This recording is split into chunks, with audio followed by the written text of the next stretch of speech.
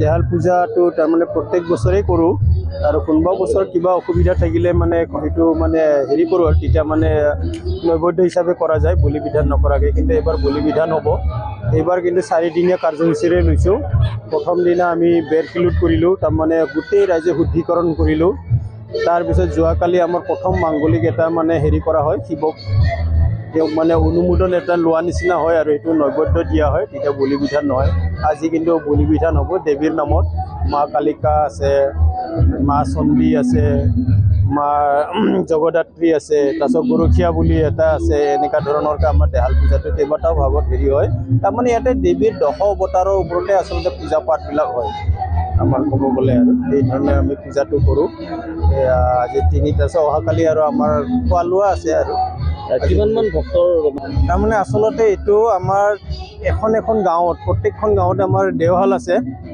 আৰু আমি এইটো আমাৰ গাঁও বুলি আমাৰ খেলটো হৈছে আমি বাওবস্তি আৰু এইখিনি অঘুলি এই দুটাই মূল খেল হ'লে আৰু তথাপি আমাৰ লগত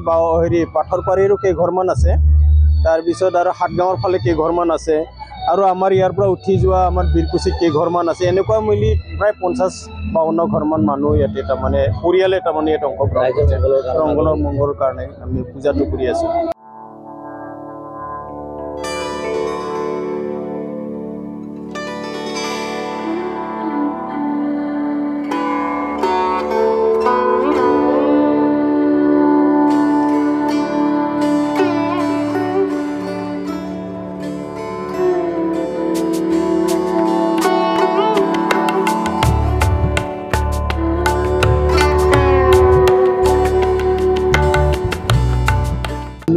দেহাল পূজাটো তাৰমানে প্ৰত্যেক বছৰেই কৰোঁ